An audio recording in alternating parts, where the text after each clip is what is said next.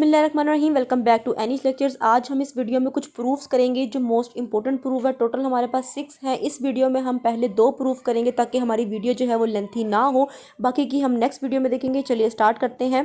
तो हमारे पास प्रूफ है, उनमें हमने क्या करना है कि हमने वैल्यूज़ फाइंड करनी है आर डैश की, आर डबल डैश की, आर ट्रिपल डैश की, आर 4 की, और फिर उनको पुट करके उनका डॉट प्रोडक्ट लेना है और जो हमारा आंसर आएगा हमने देखना है कि क्या वो हमारे प्रूफ के इक्वल है या नहीं। ठीक है, तो ये बहुत आसान है, बहुत सिंपल है। आप लोगों को बस ये कॉन्सेप्ट यहाँ पे क्लियर हो जाए कि जब भी हम एस के रिस्पेक्ट किसी चीज़ का डेरिवेटिव लेते हैं तो उसके ऊपर डैश आता है, और यहाँ पे हमने तकरीबन हर टर्म का जो डेरिवेटिव है वो एस के रिस्पेक्ट लेना है तो उसके ऊपर डैश आएगा।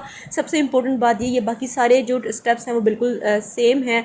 प्रोडक्ट टूल वही लगेगा, सब कुछ वही लगेगा। तो चलिए स्टार्ट करते हैं। जो हमारा फर्स्ट प्रूफ है वो क्या है कि r dash dot r double dash is equal to 0। हमने क्या करना है, हमने आर डैश की वैल्यू फाइंड करनी है, आर डबल डैश की वैल्यू फाइंड करनी है, उनका लेना है डॉट प्रोडक्ट और बताना है कि वो इक्वल टू 0 आता है। आप लोगों को याद होगा कि मैंने अपनी फर्स्ट वीडियो में आपको बताया था कि जो आर डैश होता है वो इक्वल्स टू टी के होता है। ठीक है, उसकी वैल्यू टी के इक्वल होती है। ठीक है, ये हमारे पास आप कह सकते हैं कि बाय डिफ़ॉल्ट हमारे पास ये वैल्यू है। ठीक है, इसको आपने याद रखना है। ये हमारे पास आर डैश की वैल्यू आ गई।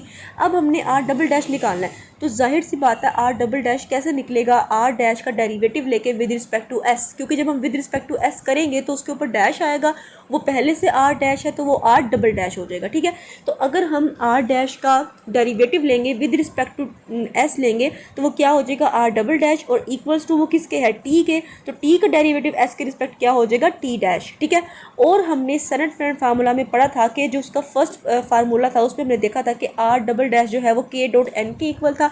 यहाँ पे are double dash T dash के इक्वल है, तो इसका मतलब टी डैश अल्टीमेटली किसके इक्वल हो जाएगा, के डॉट एन के इक्वल हो जाएगा।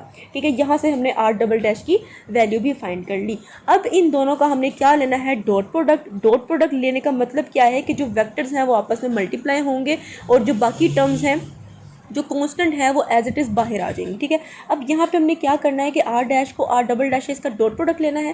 तो टी हमारे पास आर डैश की वैल्यू है, dot product with r double dash जो कि के डॉट एन है। तो यहाँ पे अगर हम देखें तो टी और एन जो है ये हमारे पास वेक्टर्स हैं। ठीक है, और के जो है वो एज अ कॉन्स्टेंट बिहेव करेगा, वो बाहर आ जाएगा। ठीक है, और टी और एन का डॉट प्रोडक्ट होगा। हमें पता है कि वेक्टर्स का डॉट प्रोडक्ट, और अगर वो डिफरेंट वेक्टर्स होंगे तो उनका डॉट प्रोडक्ट जो होता है वो 0 के इक्वल होता है। ठीक है, डिफरेंट वेक्टर्स का डॉट प्रोडक्ट है तो वो इक्वल टू 0 होता है, और वो बाहर मल्टीप्लाई के से हो रहा है तो 0 किसी भी मल्टीप्लाई होगा तो वो उसको 0 कर देगा। तो इसका आंसर जो है वो अल्टीमेटली 0 आ जाएगा। हमने क्या किया है, हमने आर डैश की वैल्यू फाइंड की है जो पहले से हमें पता है।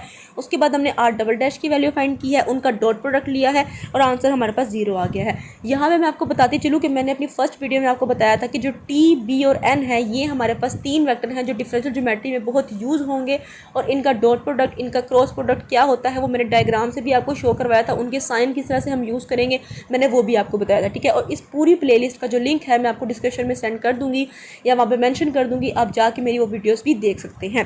तो यहाँ पे हमारा फर्स्ट प्रूफ जो है वो कंप्लीट होता है। चलते हैं सेकंड प्रूफ की तरफ। सेकंड प्रूफ हमारा कहता है कि r dash dot r triple dash is equal to minus k square. कि अब हमने क्या करना है, आर डैश का तो हमें पता है कि वो टी के इक्वल होता है, और आर डबल डैश भी हमें पता है, अभी हमने फाइंड किया। मगर आर ट्रिपल डैश कैसे फाइंड करेंगे, आर डबल डैश का एक और दफ़ा डेरिवेटिव लेके विद रिस्पेक्ट टू एस।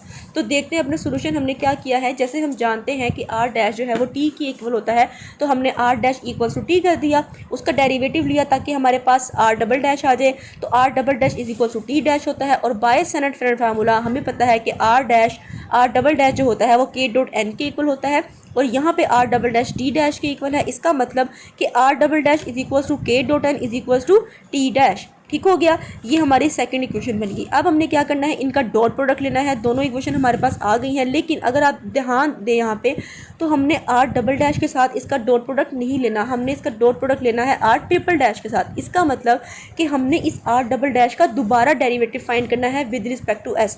तो यहाँ पे हम जब इसका ट्रिपल डेरिवेटिव फाइंड करने की कोशिश करेंगे तो ये क्या हो जाएगा, आर ट्रिपल डैश, क्योंकि हम एस की रिस्पेक्ट ले रहे हैं तो एक और डैश लगेगी तो वो आर ट्रिपल डैश हो जाएगा। और आगे हमारे पास के डॉट एन है। के डॉट एन यहाँ पे क्या है, दो चीज़ें आपस में मल्टीप्लाई हो रही हैं, तो यहाँ पे क्या लगेगा, प्रोडक्ट रूल। फर्स्ट फंक्शन यहाँ पे हम के को लेंगे, फर्स्ट फंक्शन का डेरिवेटिव के डैश हो जाएगा, क्योंकि एस के रिस्पेक्ट है तो के डैश आएगा। Second function n as it is plus first function k as it is और सेकंड का डेरिवेटिव जो कि n है उसका डेरिवेटिव क्या आ जाएगा डैश n डैश, क्योंकि s के रिस्पेक्ट है तो n डैश आएगा। और बाय सेनेट फ्रेंड फार्मूला जो हमारा उसका थर्ड फार्मूला था उसके अंदर n dash is equal to tau b minus k t था, तो यहाँ पे हम उसकी वैल्यू पुट कर देंगे टा बी माइनस के टी की। के हमें नज़र आ रहा है कि वो अंदर मल्टीप्लाई हो रहा है, उसको हमने अंदर मल्टीप्लाई कर दिया। के टा बी प्लस माइनस माइनस के स्केयर टी, हमारे पास ये जो थर्ड इक्वेशन आई है ये आर ट्रिपल डैश की आई है। अब हमने प्रूफ क्या करना है, हमने आर डैश का डॉट प्रोडक्ट लेना है आर ट्रिपल डैश के साथ, तो हम इसका डॉट प्रोडक्ट लेंगे। आर हमारे पास जो आर डैश है वो इक्वल्स टू टी के है और आर ट्रिपल डैश जो है हमारे पास उसकी वैल्यू अभी हमने फाइंड की है। अब क्या होगा कि टी जो है वो हर टर्म से मल्टीप्लाई होगा। जब टी फर्स्ट टर्म के साथ मल्टीप्लाई होगा तो के डैश तो बाहर आ जाएगा क्योंकि डॉट प्रोडक्ट हम वेक्टर्स का लेंगे, तो टी जो है वो एन से उसका डॉट प्रोडक्ट आ जाएगा प्लस के टा जो है वो बाहर आ जाएगा। जब वो सेकंड टर्म से मल्टीप्लाई होगा तो टी जो है वो एक वेक्टर है तो वो बी से उसका डॉट प्रोडक्ट होगा और के टा जो है वो बाहर आ जाएगा। उसके बाद जब टी हमारे पास थर्ड टर्म से मल्टीप्लाई होगा तो क्या होगा कि माइनस के साथ आएगा और जो के स्क्वायर है वो बाहर आ जाएगा और टी जो है अपने वेक्टर टी के साथ उसका डॉट प्रोडक्ट आ जाएगा। अब यहाँ पे आपने एक बात याद रखनी है कि सिमिलर वेक्टर्स का जो डॉट प्रोडक्ट होता है वो इक्वल्स टू 1 होता है और डिफरेंट वेक्टर्स का जो डॉट प्रोडक्ट होता है वो इक्वल टू 0 होता है। तो अगर हम देखें तो फर्स्ट टर्म में हमारे पास टी डॉट एन है जो कि डिफरेंट वेक्टर्स हैं तो उनका आंसर 0 आ जाएगा। जब वो 0 आएगा तो के डैश भी 0 हो जाएगा। सेकंड टर्म में हमारे पास बी डॉट टी है जिसका आंसर जो है वो 0 आएगा क्योंकि वो डिफरेंट वेक्टर्स हैं, उनका डॉट प्रोडक्ट 0 के इक्वल होगा और जब वो के और टा से मल्टीप्लाई होगा तो उसको भी 0 कर देगा। और थर्ड पे हमारे पास टी डॉट टी है और इसका जो आंसर है वो 1 आएगा क्योंकि सिमिलर वेक्टर्स का डॉट प्रोडक्ट जो है वो इक्वल्स टू 1 के होता है। तो यहाँ से हमारे पास जब 1 के स्क्वायर से मल्टीप्लाई होगा तो वो माइनस के स्क्वायर हो जाएगा और हमारा प्रूफ जो है वो कंप्लीट हो जाएगा।